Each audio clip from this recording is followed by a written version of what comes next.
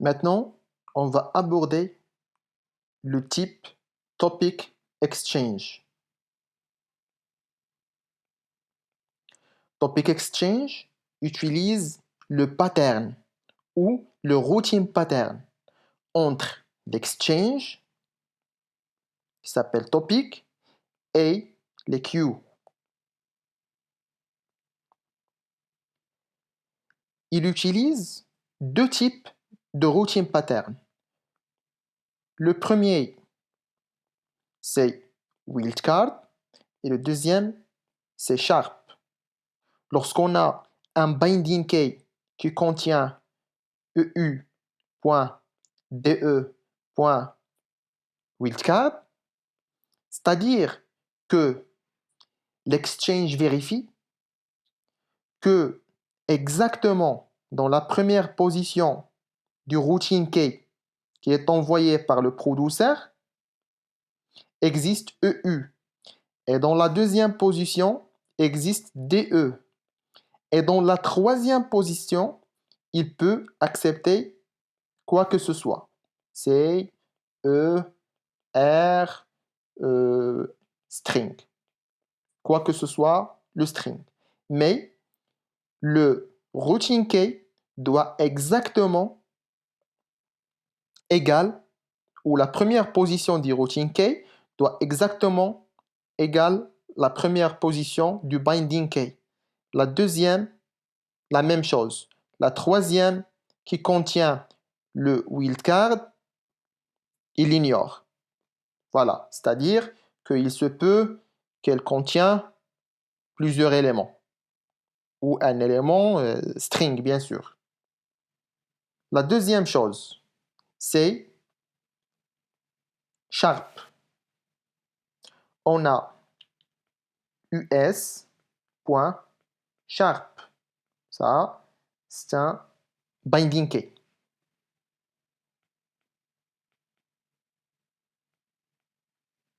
Cet exemple-là, il va essayer de comparer exactement le routing key avec le binding key et spécialement le premier attribut, us, doit être la même ou le même attribut que routing key. Le deuxième,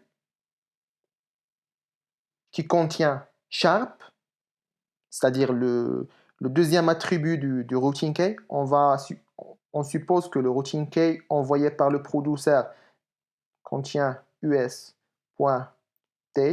ça c'est le premier exemple, ou juste us. Voilà. Le sharp signifie que la deuxième position doit contenir 0 caractère ou plusieurs caractères. Par contre, le wildcard signifie que le troisième élément ici doit obligatoirement contenir un caractère, mais ce n'est pas important le nom du caractère, c'est-à-dire la spécification du caractère. Il doit être C, E, R, etc. Mais dans Sharp, c'est le contraire. Soit 0, soit plusieurs. C'est-à-dire si on envoie un routing key de cette façon ou un routing key de cette façon, ils vont être redirigés vers le même queue. Le plus important, c'est que le premier attribut contient US. Et c'est la même chose pour le premier routing key et pour la deuxième routing key.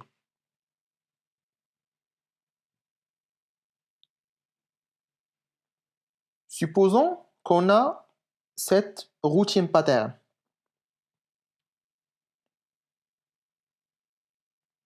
Pour comprendre ce pattern-là, on va premièrement comprendre les indices. A, c'est l'indice 0, l'indice 1, l'indice 2, l'indice 3, l'indice 4 et l'indice 5.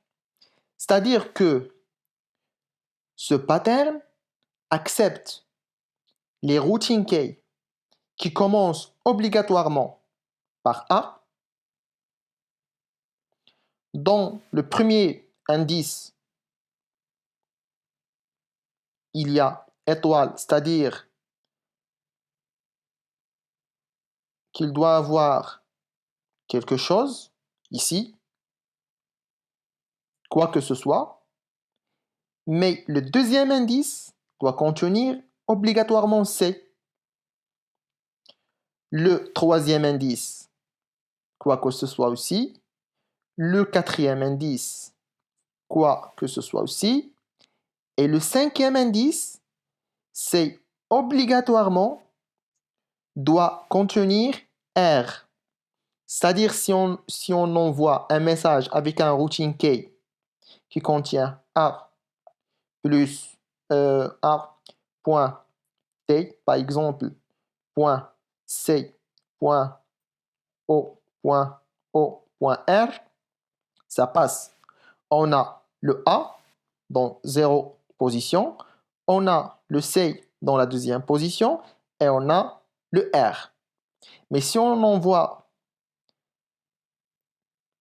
un autre routine key qui s'appelle A.T.R.O.O.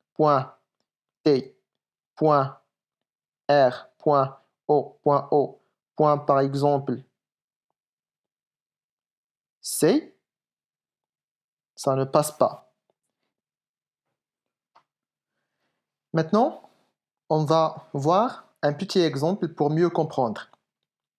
On a le producer, on a l'exchange, le type c'est topic exchange, son nom c'est agreement. On a un binding case, c'est-à-dire on a le premier binding, le deuxième binding et le troisième binding, et on a les différentes queues.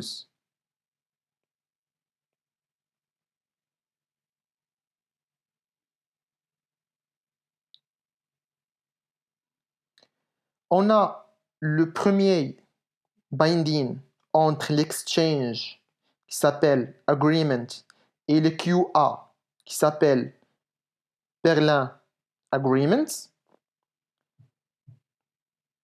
C'est ce pattern-là. C'est agreement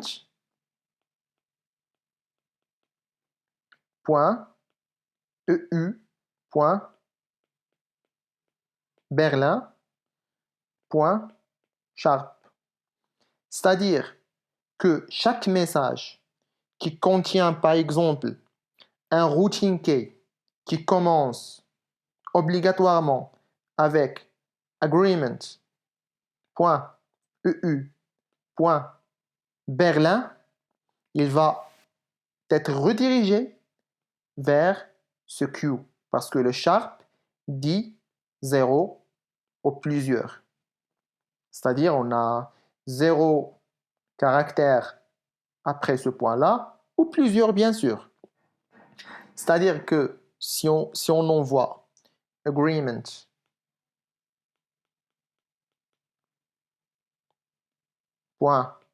.eu .berlin, ça va passer. Et si on envoie par exemple un autre routine key qui commence par les mêmes caractères, mais il y a un ajout, par exemple, de point .head ou quoi que ce soit, ça va aussi rediriger vers ce queue.